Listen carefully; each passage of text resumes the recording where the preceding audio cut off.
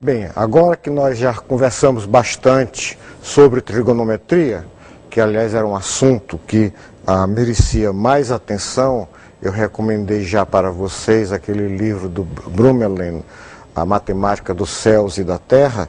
Vamos agora, continuando com esta unidade, falar sobre logaritmos. Tá certo? Bem, por que logaritmos? Os logaritmos se justificam de várias maneiras, sua importância se justifica de várias maneiras. É um assunto, é um tópico que tem uma evolução histórica extremamente interessante e que inicialmente eles foram concebidos, foram criados para facilitar cálculos de astrônomos, de navegadores, de comerciantes, e aos poucos eles foram sendo incorporados a uma matemática mais teórica, a análise. Hoje eles fazem parte importantíssima da análise matemática, a função logaritmo e sua inversa e função exponencial, ou se quiser dar mais ênfase à função exponencial, a função exponencial e sua inversa, a função logaritmo. Eles eles são extremamente importantes em várias situações de modelização. Há muitos e muitos modelos que utilizam logaritmos. O mais conhecido de vocês talvez seja a famosa escala Richter de terremotos. Há vários e vários outros em economia, em geofísica, em física, etc, etc. E também eles foram importantes, extremamente importantes. Eles aparecem de maneira inevitável na solução de certos problemas de matemática. Então, nos séculos XV e XVI,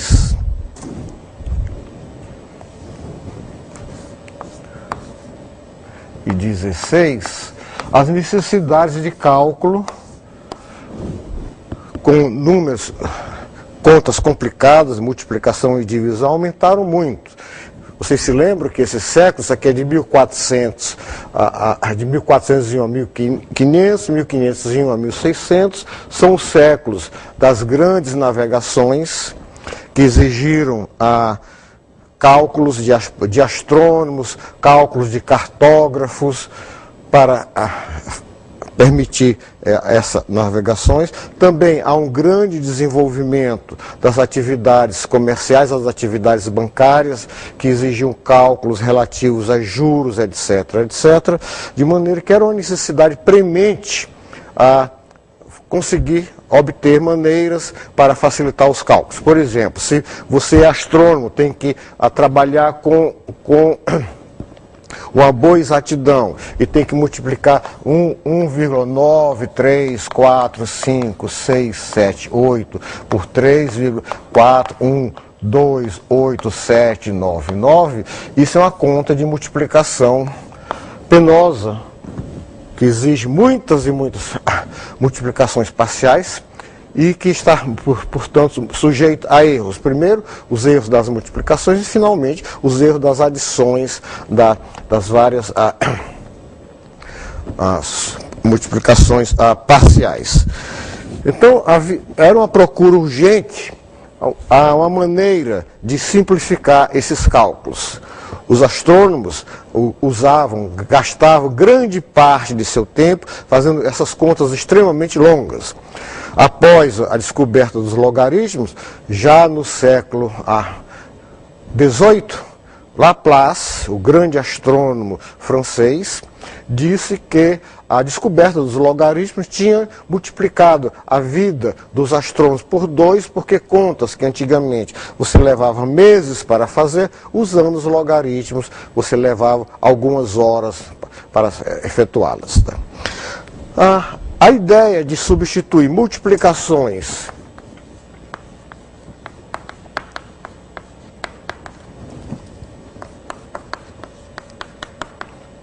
e divisões por soma e subtrações já existia, por exemplo, os dois matemáticos, Stiefel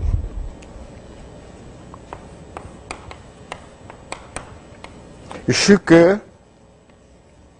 já tinham chamado a atenção para o fato que se você tiver a progressão geométrica 1, 2, 4, 8, 16, 32, 64, isso aqui é 2 à potência 1, 2, 3, 4, 5, 64 é 2 à potência 6, para, por exemplo, achar a 16 vezes 64, você simplesmente vê 16, corresponde, é a potência 4, 64 é a potência 6, você soma as potências e o resultado é 2 à potência 10.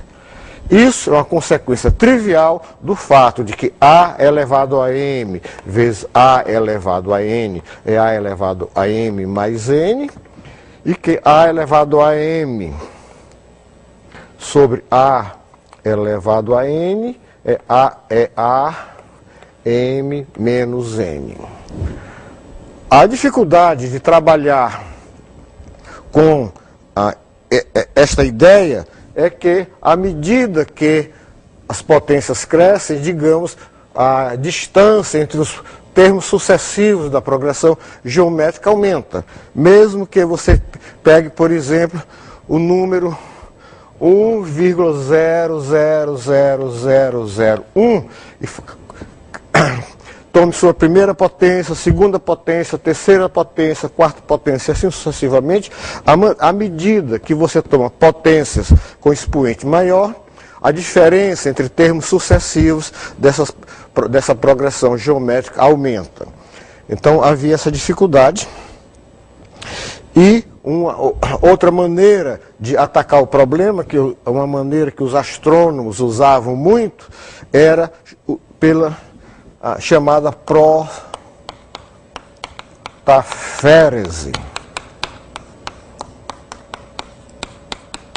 que permitia substituir o produto de dois senos ou produto de dois cossenos por soma de senos e cossenos. Como é que funcionava a protaférese? É uma consequência imediata de identidades trigonométricas. Nós sabemos que a cosseno de A mais B é igual a cosseno de A, cosseno de B, menos seno de A, seno de B. E que cosseno de A menos B é igual a cosseno de A, cosseno de B, mais seno de A, seno de B. Vamos chamar isso de 1, isso aqui de 2.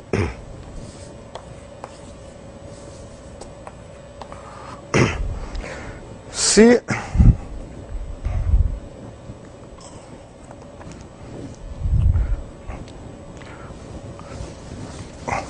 fazendo, por exemplo, a diferença 2 menos 1, eu obtenho, dessa eu vou tirar essa, eu obtenho que 2 seno de A, seno de B, é igual 2 seno de A, seno de B, é igual a cosseno de A menos B, menos cosseno de A mais B, ou seja, seno de A, seno de B é 1/2 cosseno de A menos B, menos cosseno de A mais B.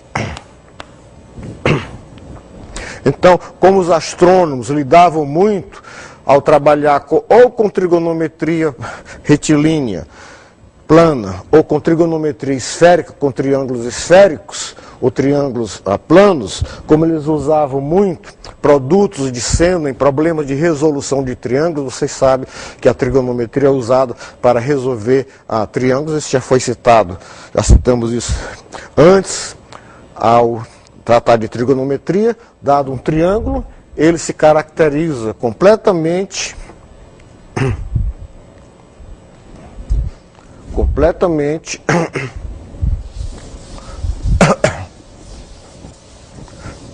dado um triângulo de vértices ABC, ele tem 3 lados, A, B, C, lados A, B, C e ângulos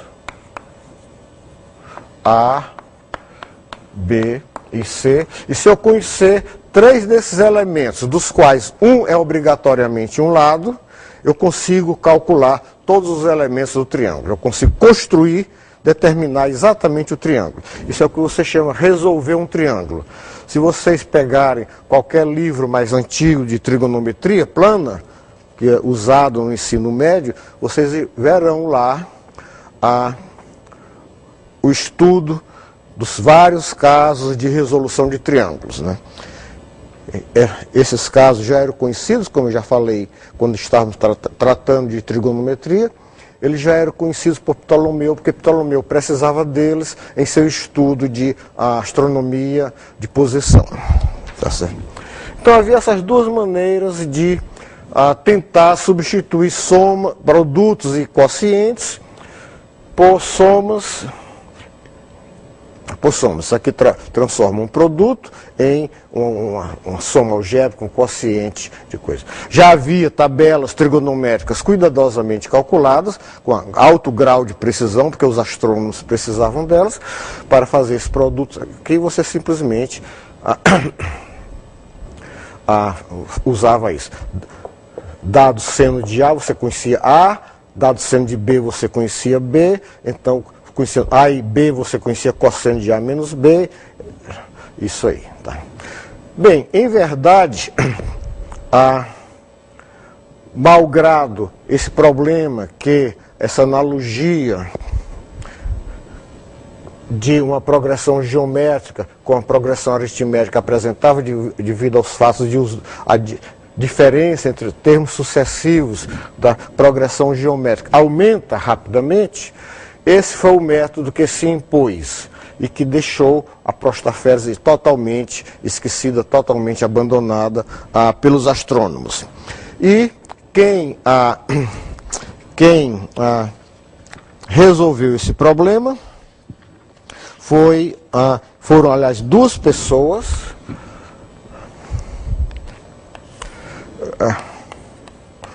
John Napier, que viveu de 1550 a 1617, e Jobst Birg, um suíço que viveu de 1552 a 1632. Tá? O fato de essas duas pessoas terem vivido, terem sido conterrâneos, mostra o que eu já disse, a necessidade naquela época de se criarem novas técnicas de cálculo que permitissem tornar mais fácil as atividades, os cálculos de astrônomos, navegadores e comerciantes. Tá? Normalmente, e como Napier ou Neper, a versão latinizada desse nome, publicou em primeiro lugar seus resultados e eles se difundiram muito, os trabalhos de Birg tiveram menos divulgação. Normalmente se diz que foi Napier ou Neper o criador ou inventor dos logaritmos, tá certo? Napier foi um nobre escocês, ele tinha posses, ele se envolveu nas disputas teológicas na Inglaterra, a grande divisão da igreja anglicana e protestantes contra a igreja católica romana, e em verdade ele achava que ele seria relembrado para sempre. As coisas realmente importantes que ele tinha feito tinham sido seus escritos sobre teologia. Em 1593, ele publicou um tratado teológico, que era uma discussão do Evangelho de João, tá certo? discutindo o Apocalipse, ele dizia que ali tinha uma interpretação correta da verdade do Evangelho de João. Mas isso está completamente esquecido e ele é lembrado até hoje pela sua invenção dos logaritmos, que foi imediatamente aceita e difundida. Por exemplo, Kepler, quando soube da invenção, se entusiasmou e começou a fazer suas próprias tabelas de logaritmos, em vez de usar as tabelas de Napier, ele resolveu ele mesmo estabelecer suas tabelas. Bem, as obras importantes de Neper para os seus estudos sobre os logaritmos foram duas. Uma, a 1614, a descrição da tábua de logaritmos, em que ele apresenta a tábua, uma tábua de logaritmos, e mostra como usá-la. E aí, nesse tratado, nesse pequeno livro, ele não justifica convincentemente, integralmente, como é que ele chegou à sua ideia, à sua concepção. Ele queria lançar imediatamente uma técnica que fosse útil às pessoas. Ele fez isso com esse livro, a descrição do cânone maravilhoso dos logaritmos, e só em 1619, ou seja, 2 anos depois da morte dele, é que foi publicado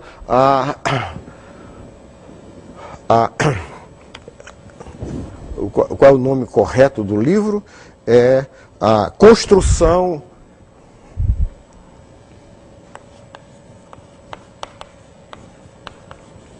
do cânone maravilhoso dos logaritmos, ou seja, construção da maravilhosa tabela dos logaritmos. Aí ele explica, com cuidado, como é que ele fez para chegar a essa tabela.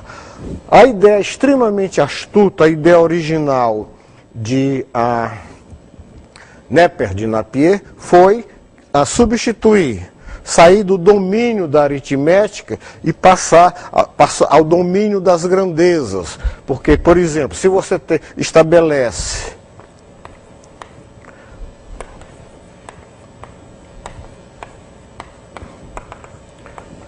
aquela correspondência entre uma progressão aritmética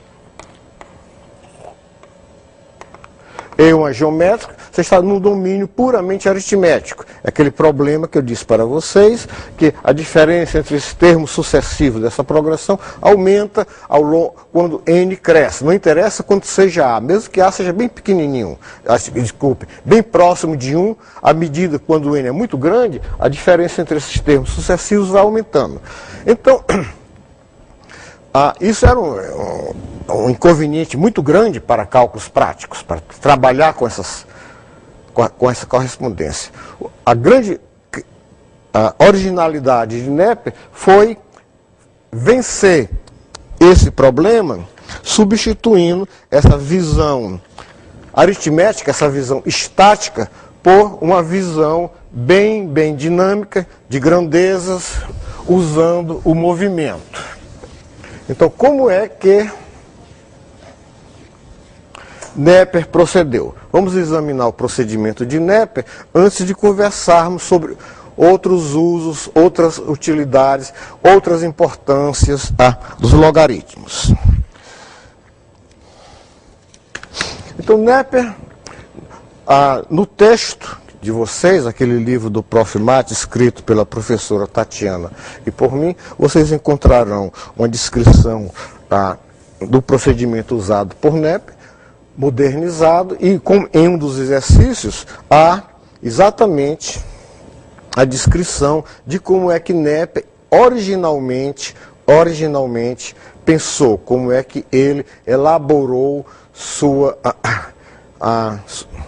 tabela de logaritmos. Em versão modernizada, com notação moderna, tudo modernizado, mas aquele exercício descreve passo a passo para que vocês possam tentar compreender como Nepper pensou a sua criação dos logaritmos. A ideia fundamental de Nepper foi a seguinte: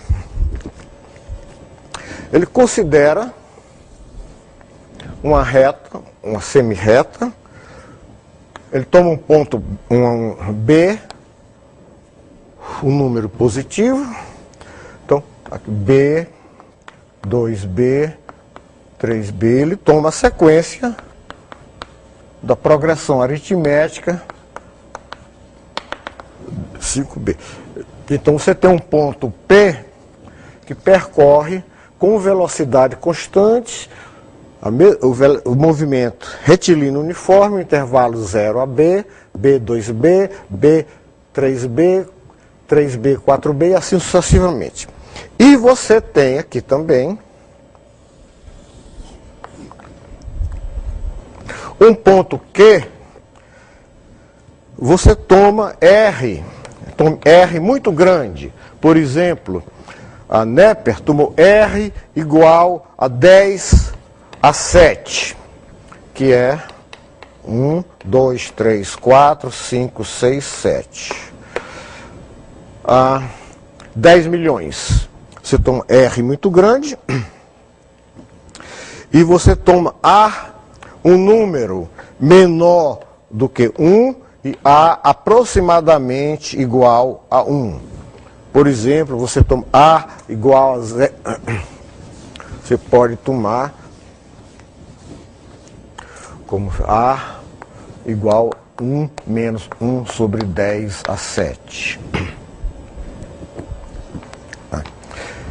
Então, esse é o esquema do qual a Nepper partiu.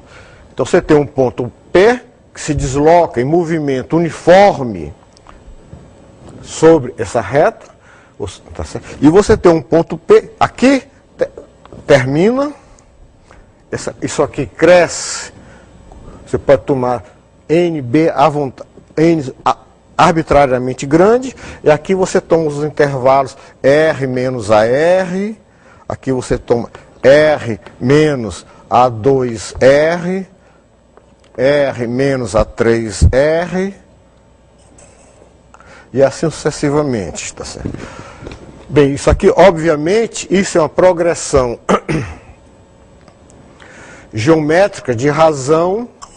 Então, os pontos R menos AR, R menos A2R, isso aqui é R, A1 menos A, isso aqui é R, 1 menos A2. Você tem, não é uma progressão geométrica, mas você exige que quando o ponto P percorre esse intervalo, o ponto Q, em movimento decrescente, percorre esse intervalo. Quando o ponto P percorre esse intervalo, o ponto Q percorre esse intervalo. Tá? Originalmente, tudo indica que Nepper pensava da seguinte maneira: aqui o movimento de Q seria uniforme, aí aqui cairia, e a ideia é que o movimento de Q se relaciona com o movimento de P pela exigência de que, no mesmo tempo em que P percorre esses intervalos, Q percorre esses intervalos. Tá. Então, essa foi a ideia de Nepper, ou seja, você tem pontos em movimentos, você elimina aquela situação discreta da aritmética, da álgebra, porque o ponto em movimento percorre toda a reta, ele quer números inteiros, positivos, racionais e irracionais, é o contínuo da reta, embora naquela época não se pensasse dessa maneira. E então ele fez o seguinte, modernizando o que ele fez, ele diz o seguinte: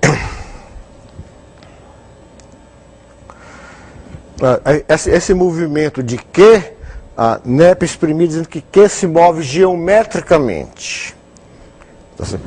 P ele dizia que se move aritmeticamente, uniformemente, ou seja, isso aqui é uma progressão aritmética, e que Q se move geometricamente. Tá? Então, ele faz o seguinte, aqui, suponha que P está aqui numa certa posição Y, e que, num certo instante, Q está aqui e seja X a distância de Q a extremidade direita do segmento, tá certo? Então, X vai diminuindo. Na nossa linguagem atual de equações diferenciais, nós teríamos a seguinte situação: dx sobre dt igual a menos x, no ponto zero, no instante zero, o valor de x é R, isso aqui tem comprimento R, e dy sobre dt é igual a R, e y0 igual a zero. Isso em linguagem moderna, que simplifica muito, permite rapidinho chegar aos resultados de Nepper. Então, as soluções desse sistema de equações diferenciais, você tem um sistema de duas equações diferenciais lineares, a coeficientes constantes, com condições de contorno x em 0 é R, y, com condições iniciais x em 0 é R, y em 0 é 0.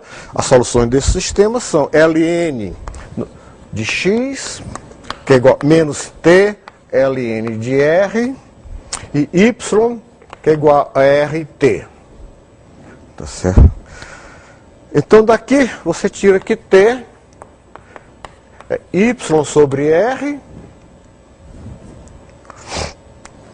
e aqui você diz que a x é o logaritmo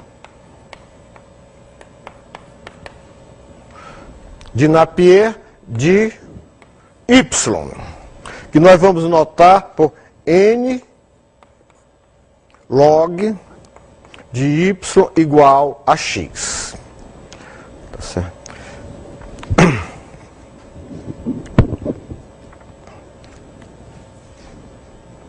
Então, você obtém o seguinte, que o logaritmo de Napier de x é exatamente n log de x, é exatamente R, substituindo o valor de t, é R, ln de R sobre x.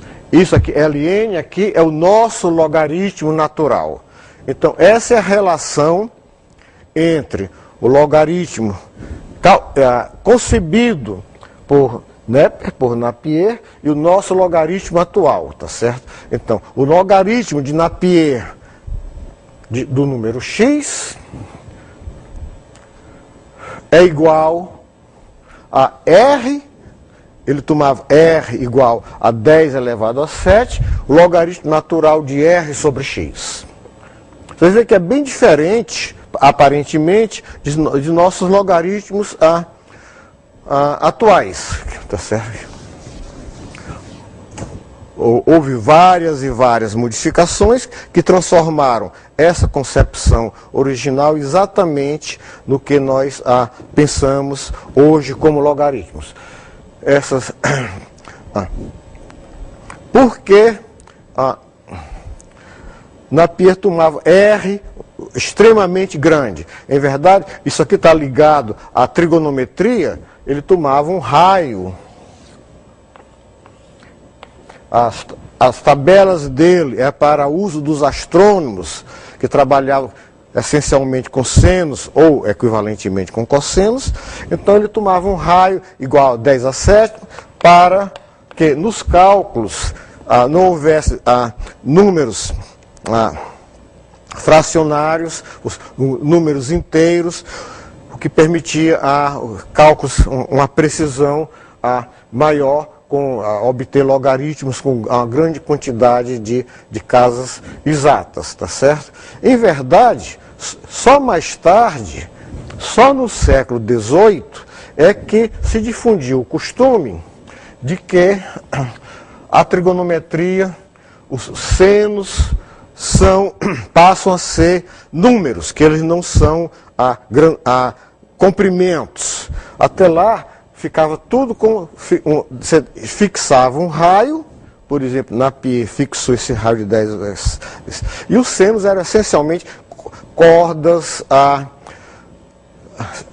semicordas do arco duplo, como nós já vimos antes, né, nessa mesma aula, ao conversar sobre trigonometria. Só mais tarde é que se difundiu essa padronização introduzida por Euler, se eu não me engano, acho que foi Euler, de tomar o seno abstrato, é um número puro e referido a uma circunferência de raio 1, que nós chamamos hoje o nosso círculo trigonométrico.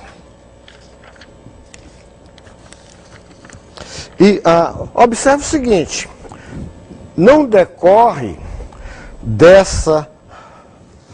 Vamos reescrever aqui a definição.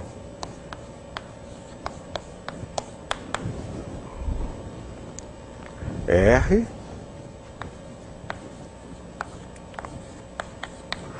não decorre dessa definição os fatos básicos sobre logaritmos com os quais nós estamos habituados hoje, que nós usamos constantemente. Ou seja, que logaritmo de x vezes y é logaritmo de x mais logaritmo de y.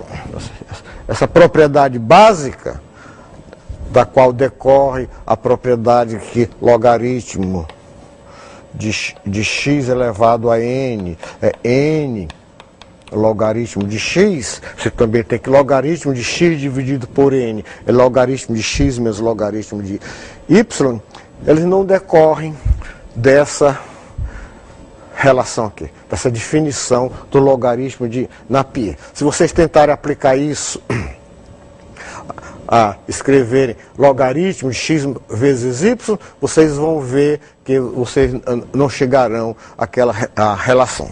Em primeiro lugar, os logaritmos estão atrelados à medida de um raio, e também o que explica o fato que Napier não estava interessado em logaritmos de números, ele estava interessado no caso em que esses números eram senos, porque as tabelas dele iam ser usadas, quem mais precisava disso eram exatamente os astrônomos. Tá certo?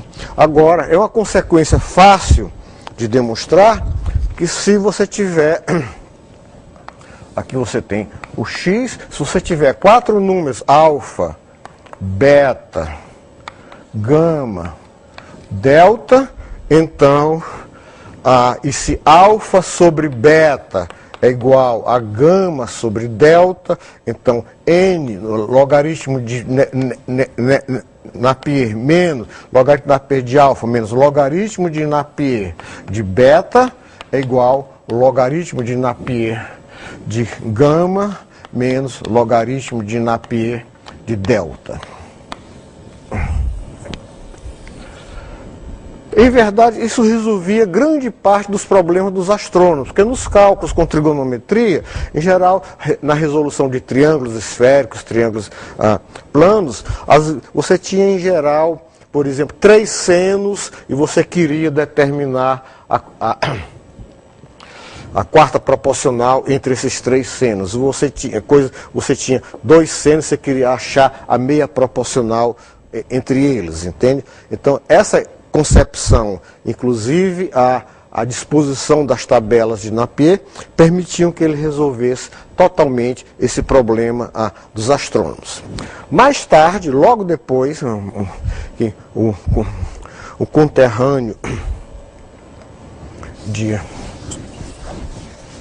Napier, que todos dos quais vocês já ouviram falar, Briggs,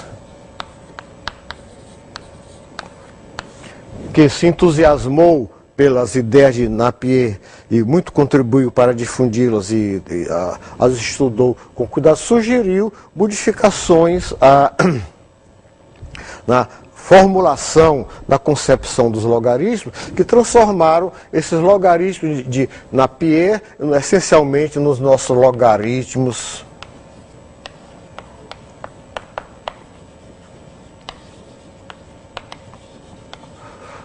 decimais que todos conhecemos hoje, né? Tá certo? Em que logaritmo de 1 é 0, que eles são crescentes. Vocês observam que os logaritmos de Napier, quando x cresce, o logaritmo de x decresce. Então, essas modificações sugeridas por Briggs, que ele discutiu com Napier, inclusive Napier aprovou, gostou muito das ideias, elas foram publicadas por Briggs, então transformaram esses logaritmos nos nossos chamados logaritmos decimais, com os quais a gente trabalha. Então nós representamos isso hoje por log, quando tá certo?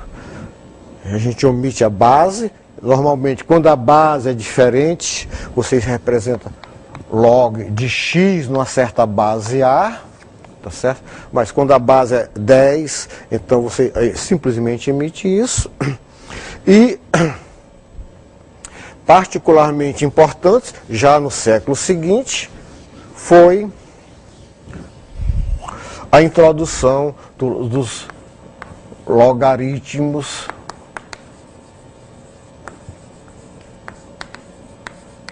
naturais, cuja base é o número E de Euler, é aproximadamente 2,718, etc. Um número transcendentes, que são chamados os logaritmos naturais.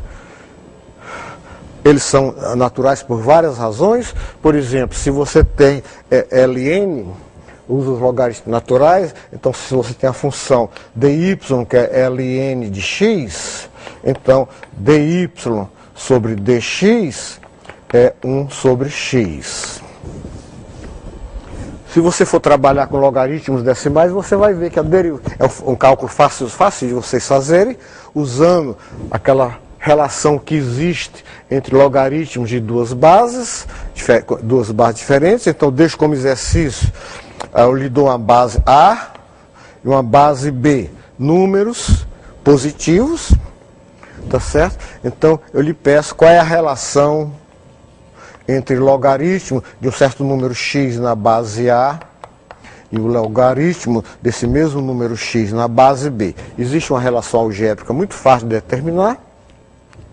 Então, se vocês usarem essa relação para exprimir logaritmo na base 10 em termos do logaritmo natural, vocês verão que essa fórmula extremamente simples para a derivada de Ln, da função logaritmo natural, não é verdadeira quando você deriva a função logaritmo decimal. Muito bem, então aí nós primeiro mostramos a utilidade dos logaritmos, conversamos sobre a utilidade dos logaritmos para cálculos, já antecipamos um pouco uma outra utilidade, outra função, outro papel desempenhado nos logaritmos. Nós vamos conversar agora, nesse restante de tempo, sobre várias outras ocasiões em que os logaritmos são importantes na matemática, tá certo?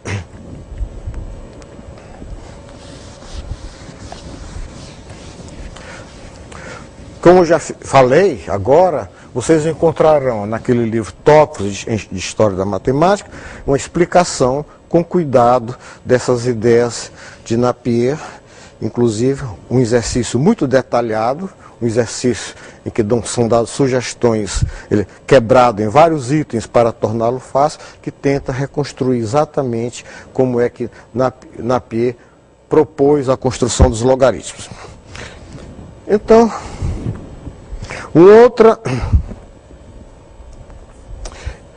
digamos, um outro aparecimento dos logaritmos é no estudo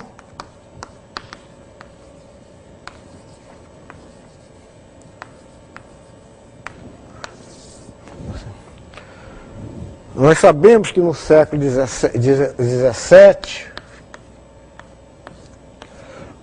a invenção, a descoberta, a criação da geometria que nós chamamos hoje de geometria analítica está associada aos nomes de Descartes,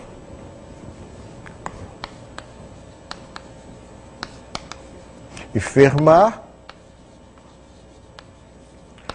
que permitiu ampliar enormemente o estudo das curvas com que os matemáticos trabalhavam. Houve uma verdadeira explosão de estudos sobre curvas, descoberta de propriedades de curvas. Você pode atacar problemas de quadratura e problemas de cálculo de tangentes, tudo isso devido à criação da geometria analítica, seguida logo depois da criação do cálculo por Newton e Leibniz. Então, ao trabalhar com curvas, os matemáticos contemporâneos de, por exemplo, Descartes, se deparavam com vários problemas e se punham entre si, por meio de cartas, comunicações pessoais, problemas que eles julgavam interessantes. Então, um problema posto pelo matemático de Beaune a Descartes foi o de determinar uma curva em que modernizando a linguagem, que as tangentes satisfizessem certas propriedades. Tá certo? Eu lembro que naquela época as curvas não eram referidas a um eixo fixo. Hoje em dia nós traçamos, por exemplo, um par de eixos cartesianos. Então aqui nesse eixo você tem a curva, que nós chamamos logaritmo, e a inversa dela, que é a curva exponencial, que da função, a inversa da função logaritmo é a função exponencial, cujo gráfico é a reflexão do gráfico da função logaritmo em torno da primeira bissetriz. Naquela época, como não havia essa preocupação, essa sistematização de referir todas as curvas a um par de eixos prefixado, então a mesma curva podia representar ou um logaritmo ou um exponencial, que era chamada curva logarítmica, que podia estar sendo considerada, dependendo do problema, um problema relativo ao que nós chamamos hoje de logaritmo, ou um problema que nós chamamos, relativo ao que nós chamamos hoje de exponenciais. E Descartes, ao estudar esse problema de de Beaune, chegou à conclusão que a curva, observem que isso é um problema interessante, já é uma grande inovação, que você não dava uma curva e procurava suas tangentes. Você dizia como é que as tangentes se comportavam e você procurava a curva. É o problema inverso. Você não dava a curva, em termos modernos, uma função e calcular sua derivada. Você dava a derivada, que a derivada exprime os coeficientes angulares das tangentes, e a partir disso aí você quer reconstruir sua curva. Então, ao atacar esse problema de de Beaune, Descartes chegou à conclusão de que o problema, a solução era uma curva que num certo sistema de eixos, um dos eixos é uma assíntota curva, na abscissa, as abscissas de um ponto, elas progrediam geometricamente e as ordenadas progrediam aritmeticamente. Isso é exatamente o mesmo tipo de relação que tinha sido tratado por Napier.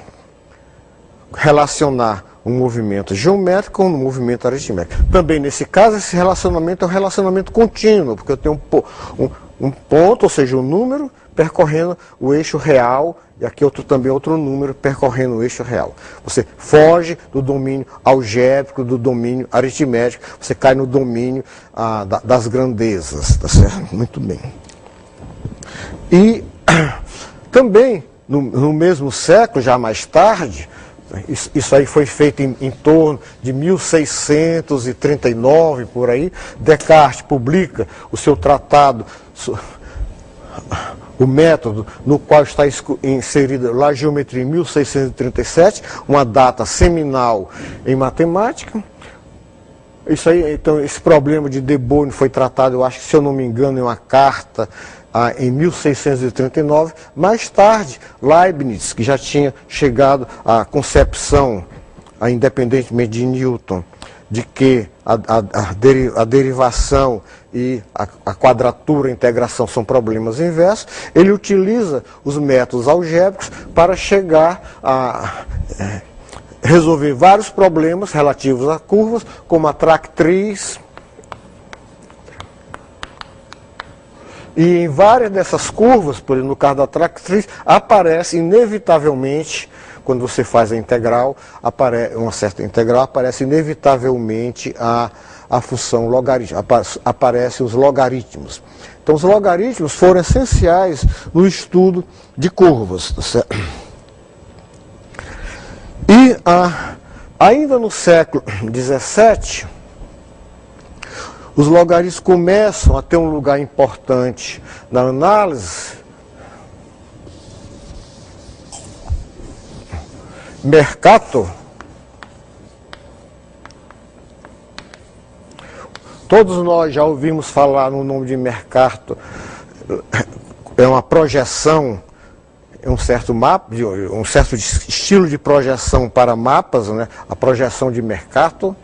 Então, Mercator, ainda no século XVII, mostrou nos seus estudos, ele necessitava disso, nos seus estudos de cartografia, ele mostrou que Ln de x é x menos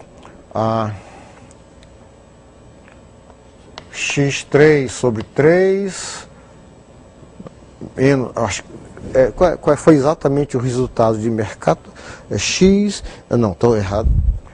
Não, Ln de 1 mais H é H menos H2 sobre 2 mais H3 sobre 3 menos H4 sobre 4, etc, etc, etc. Tá certo? E isso aí define a função logaritmo em termos de uma série, ou seja, está no domínio de análise, né?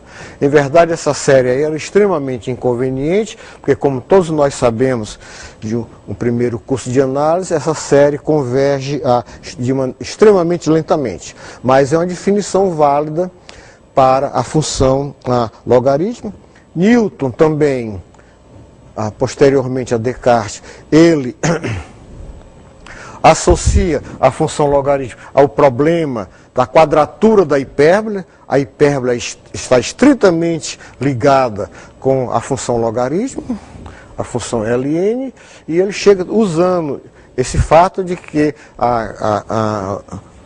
trabalhando com a quadratura da hipérbole, ele define também a função Ln como uma série. Ou seja, a função logarítmica passa a fazer a parte da análise. E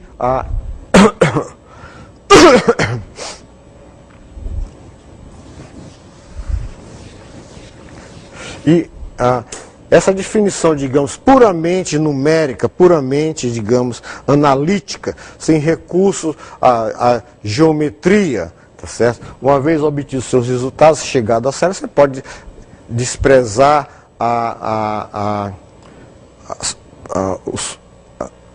as considerações geométricas que levaram ao estabelecimento dessa série e definir sua função como aquela série. E foi o que Euler, o grande matemático do século XIX, fez, que ele definiu o logaritmo de uma maneira essencialmente analítica, ou seja, usando fora de contextos geométricos, tá certo? E ele tomou como coisas extremamente importantes, que a derivada é 1 sobre x, e que a derivada Euler enfatizou, mostrou a importância desses fatos no estudo das duas funções relacionadas. Aí você passa a relacionar a função logarítmica com exponencial, uma como a inversa da outra. Você estuda a que está no seu contexto, e já mais tarde, no século XVIII, no século XIX, se dava muita importância à determinação de funções que satisfazem certas propriedades, tá certo? Uma delas, que foi estudada por Cauchy, que conduz a função logarítmica, é determinar todas as funções, tais f de x mais y, é f de x vezes f de y. Isso mais uma vez, remete à função logarítmica. Então, você dizer que a função logarítmica foi importante em matemática, conceitualmente, e explica, foi também uma ferramenta para resolver vários e vários problemas. Tá? Um problema extremamente difícil, no qual ela surge, foi um resultado conhecido por Gauss, no século XIX, cuja demonstração teve que ser aguardada até Chebyshev, é que chame de π, x seja um número natural, chame de π de x, número de primos menores do que x, tá certo? Então Gauss mostrou o seguinte, que π de x sobre ln de x, o limite, quando x tende para infinito, é 1. Você diz que ln de x assintoticamente aproxima o quociente π de x sobre x. Isso é um resultado profundo, extremamente importante em teoria dos números. Ele foi intuído, Gauss estava convencido de sua veracidade, ele fez muitos e muitos cálculos. Dos papéis deixados por Gauss você encontra muitos e muitos cálculos de Gauss para se convencer desse resultado, mas a demonstração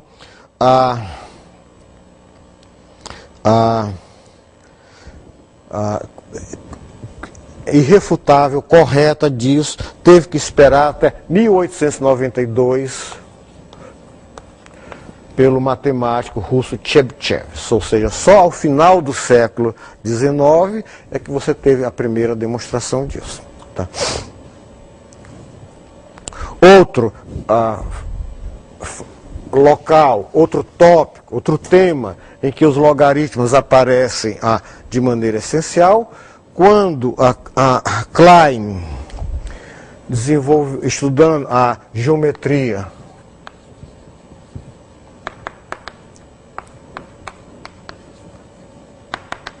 nos seus estudos sobre geometria projetiva, ao estudar geometrias não euclidianas, ele chegou à conclusão que se você tem dois pontos, Z e Z', então a distância de Z a Z' é uma certa constante K, ln de Z,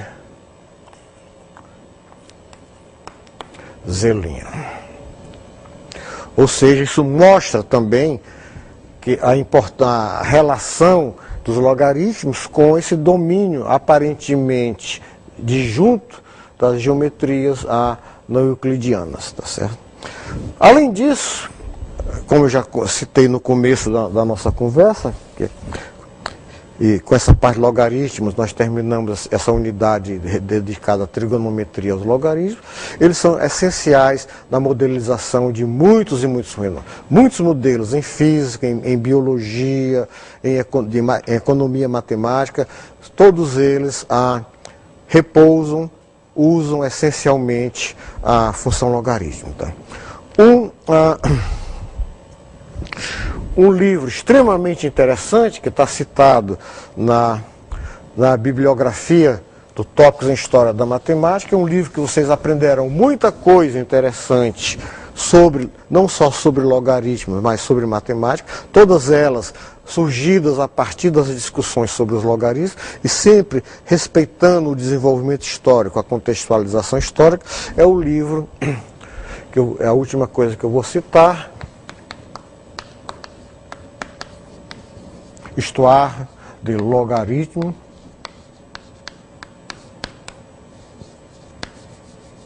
de Eveline